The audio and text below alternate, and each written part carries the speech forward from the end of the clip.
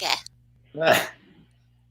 Hey, everybody, welcome back to this episode of Think Business Live. I'm looking forward to talking with Ginger King, who is the CEO at Grace Kingdom Beauty. She is a cosmetic chemist and beauty entrepreneur. She's been in the business for 25 years. She started her new business in February of 2020. Ginger, I know you've been consulting for a long, long time. You've been working with tons of different products. From concept to launch and consulting over the last 25 years. You started your business, well, thank you for being on the show, and you started your business in February of this year, and then COVID kind of hit us in March. And so one of the things I've been talking to people about on the show is kind of how have you been revamping your 3-year strategy, your 3-year vision? And so I asked you, having kicked off in February, and now doing this, how is that? How have you had to change your strategy? Okay. For any beauty brands going to retail is everybody's dream. Everybody want their beauty products to be displayed so people can reach and touch.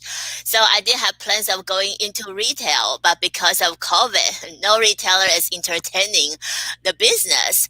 So I think, how can I pivot? Because my first collection of product is lip balms. And I was thinking, maybe I can sell to dental offices, because even though retailers are not doing that well, people still go to the dentistry, especially cosmetic dentistry. So I've been calling on dentists lately, because if you take care of the inside of your mouth, why not outside of your mouth as well?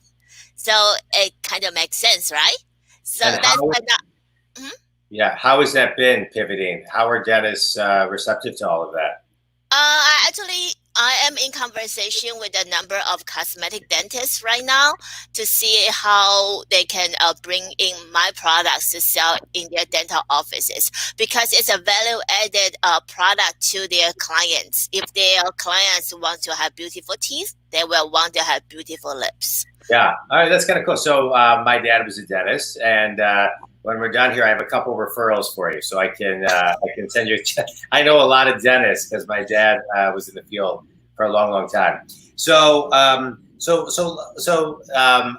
how you're talking about kind of pivoting your business from the retail stores and then thinking of kind of these, different type of business lines that could use your products. I really want to dive into what you've been doing for a long, long time, many decades, which is, and you've been focused on beauty brands, taking from concept to launch. And I would imagine that a lot of the philosophies and strategies could be applied to many other businesses.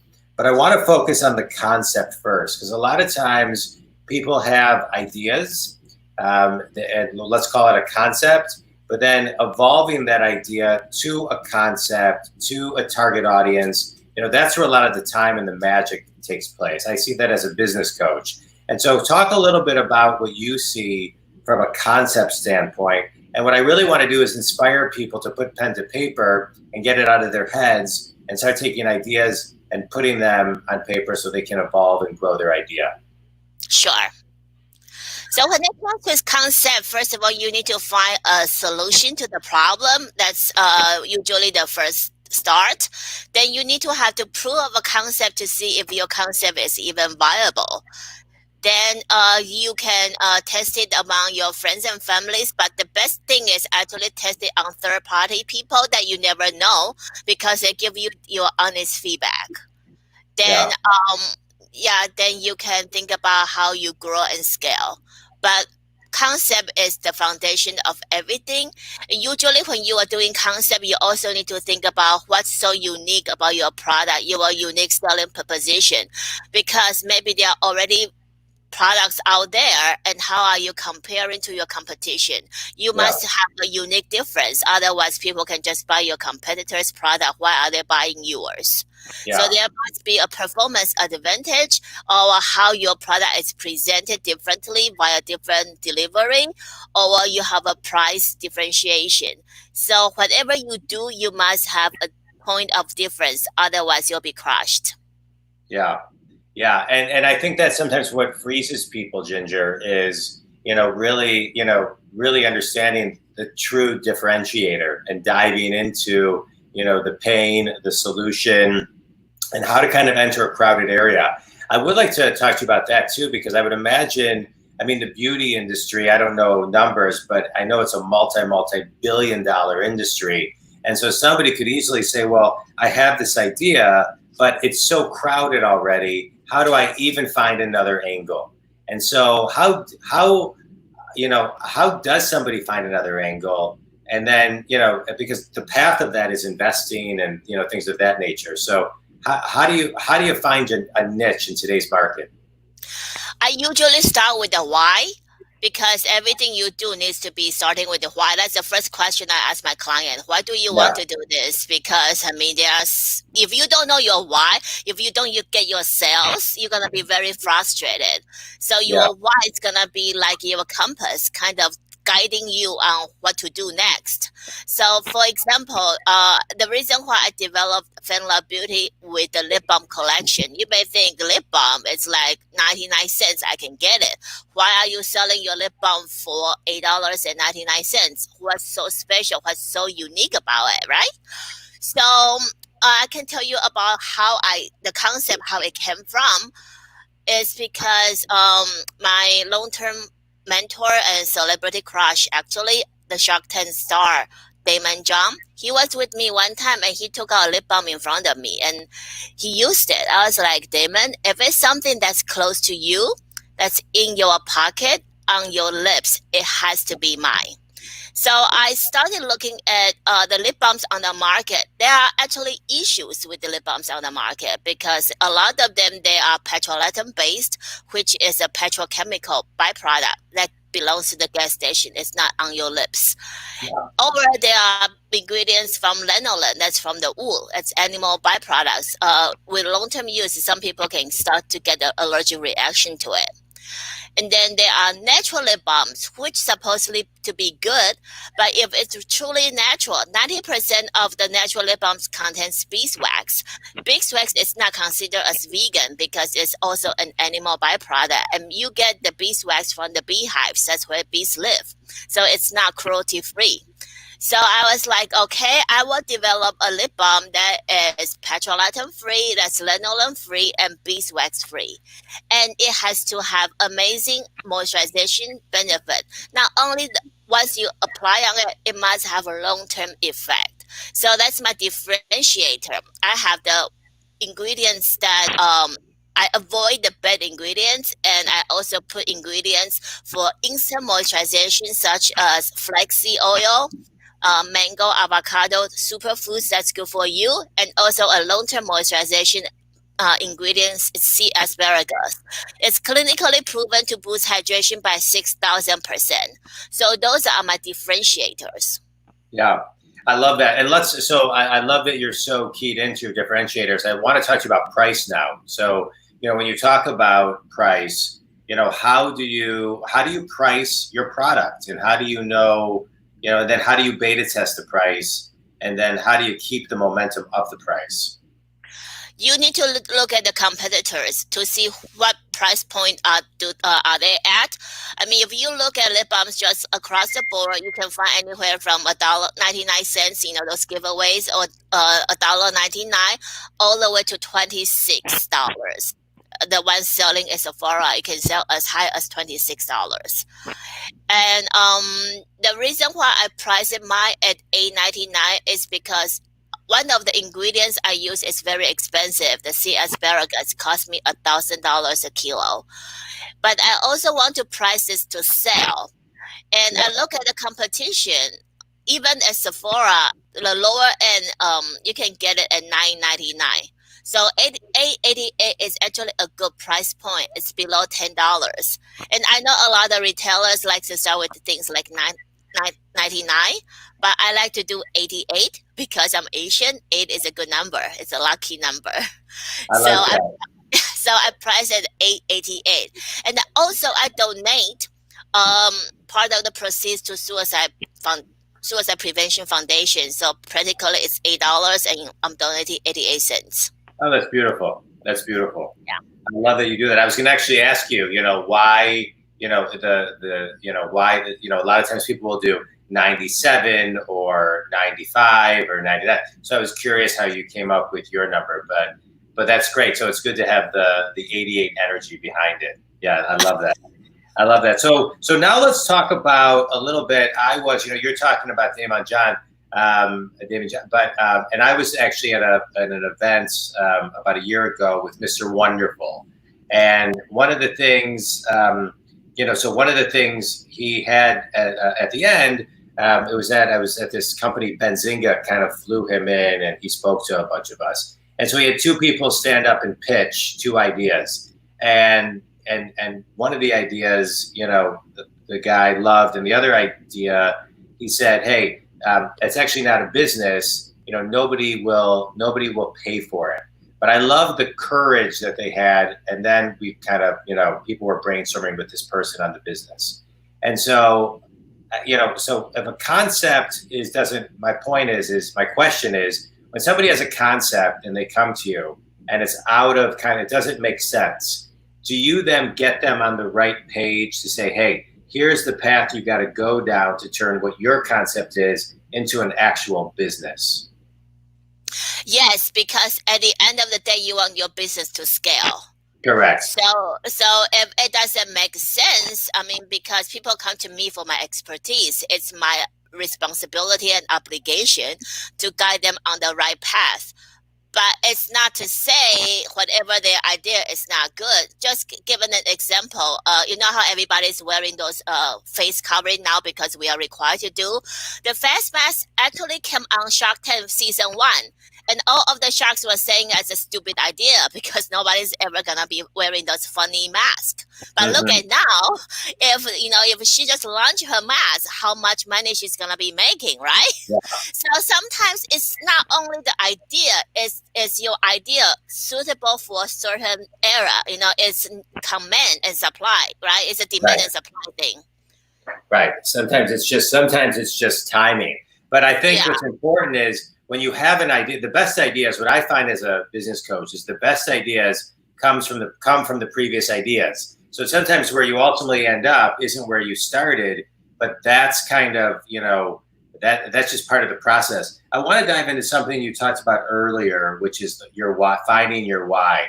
I think one of the things that gets people stuck is they have a big vision, they know what they want to do, and they know why they know why they want to do it or have an idea, but they don't know how. And I'm a big believer that you don't need to know your full how yet.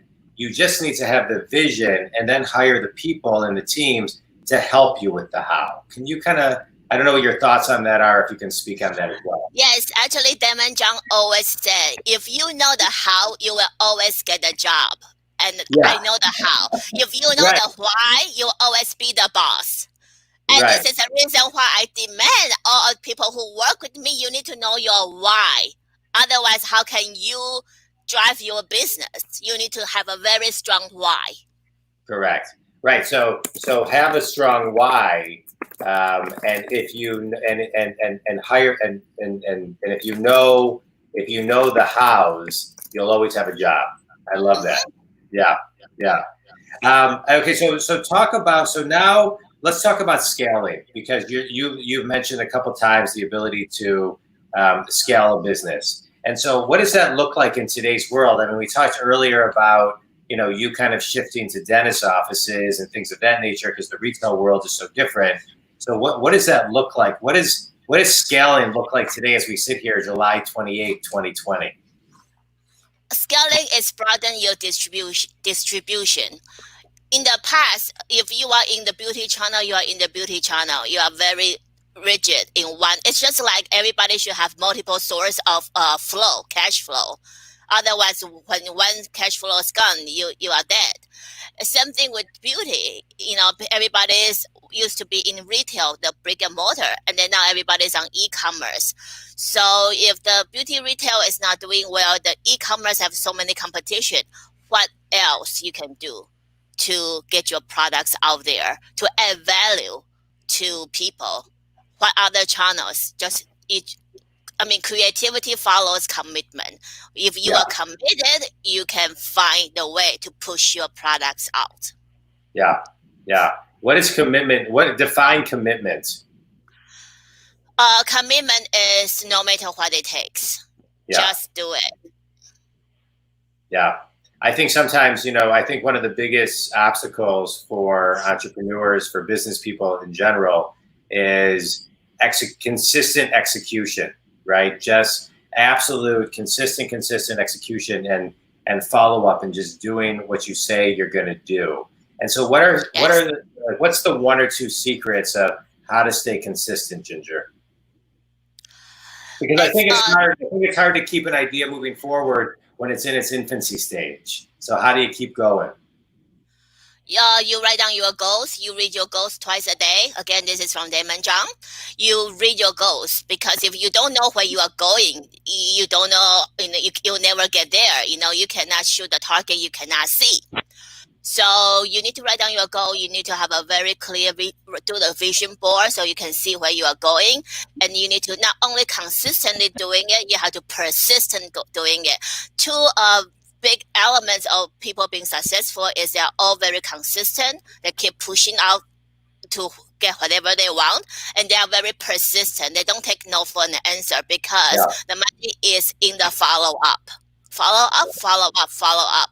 As I mentioned to you, the retailers are not doing well, but I just got an email last week. One of the retailers is actually taking my product. This very same retailer I've been following up for the past 8 months. This is only July 28th, but I start contacting them before I even have the product in production. So it's consistency, persistency, and you'll get there eventually.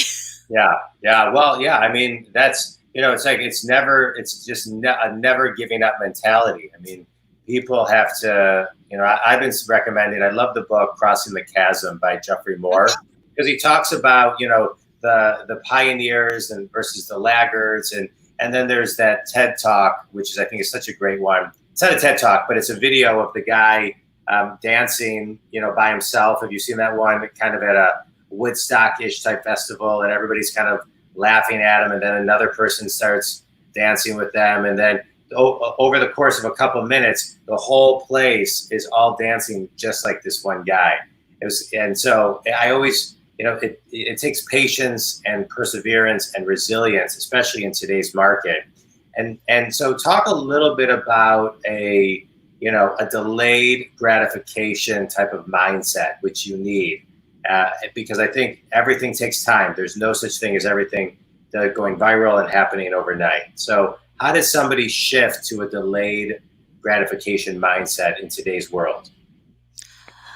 You just have to believe in yourself and just appreciate every little things. Like if a dentist today willing to see you. I actually went to a sales call last week. I went into a dentist's office to sell.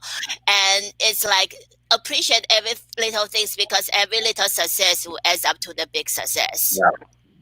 Yeah, I agree with that. I think that's such sage advice. You got to have little wins. I'm a big fan of 3-year visions, reverse engineer to the year, to the quarter, to the month, to the week, to the day, and give yourself those little wins so you can feel like you're getting some instant gratification along the way of the big prize of the delayed gratification. What's the lesson that took you the longest to learn in your business, Ginger? Finance. Because I'm a chemist. I'm even though I have an MBA in marketing, but I'm not really a numbers person. So doing a lot of the numbers has become very critical, and it's something that I have to learn. I still need to do a better job. Yeah.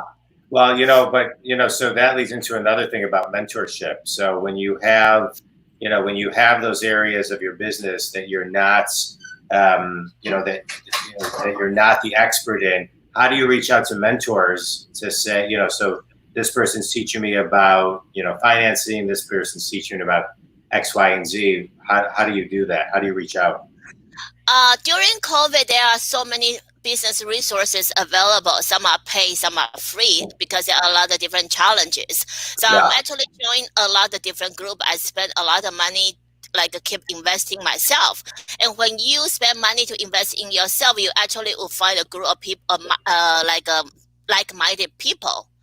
So you would work with them. So I find my own accountability group, and each person in my accountability group have their own specialty. So we kind of help out each other, and we have accountability calls every weekly to keep us on the toe. Oh, that's right. I love that. I think that's the key, right? I mean, Yeah. accountability. And so, how do those accountability calls help you? Because when people are sharing their wins, you can be inspired, saying, you see what people going through, and then they finally learn something. It's just like a wow, I mean, there is still hope in doing whatever you want to do. Yeah. Yeah. No, I agree with that. I think that is so important. So I do want to talk about a little bit about, I know you've done a lot of speaking, but the speaking platform has really changed. And, there aren't any big stages to speak on, probably for the next year, I would imagine. And so how is that morphed for you? A lot of Zoom calls, a lot of Zoom interviews, like what we are doing right now. Yeah. And the funny thing is, my lip balm is, if you look at the box, I actually say for speakers or people who talk a lot. And then Yeah. speakers, it's very hard for me to find speakers on stage right now. This is actually called the stage balm for lips. So I Okay. also pivoted because before I really meant this to be somebody to be on the stage talking to people as a keynote speakers, because this was really developed for them and John. Now I say every the life is a series of stages. So no matter what stage you are on, you can always use something to moisturize your lips and make your lips more comfortable, because smooth lips give you smooth talk.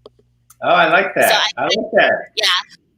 All right, good. I like it. So, Ginger, where can people buy your lip balm? It's on my website right now. It's FanLoveBeauty.com. FanLoveBeauty.com. FanLoveBeauty.com.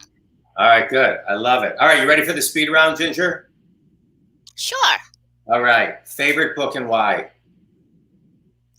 Power of Broke by Damon John, because you don't need a lot of money to start your business. Use your creativity. I love it. I love it. And best piece of wisdom you've ever received? Well, like what I just told you earlier, if you know the why, you will always be the boss. Yeah, I love that. One word that defines you, Ginger. Persistence. And one piece of advice to a new business, somebody who wants to start a business today. Know your why.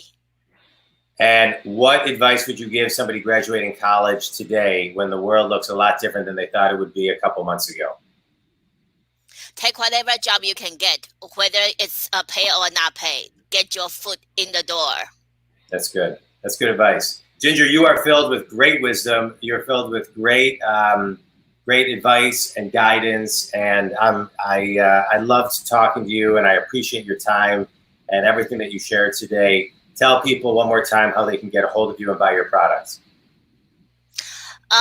They can find me on Instagram. Actually, it's the Beauty Shark Ginger is my Instagram handle. I like it. And yeah, because I talk about beauty and business. I love it.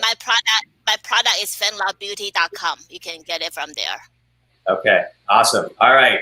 Well, thank you very much. I appreciate your time and talking to the Think community and myself. I always love these because they're like mini master's classes for me and for everybody who listens. So, Ginger, I appreciate you taking time to connect with me. Thanks for being on the show. Thank you.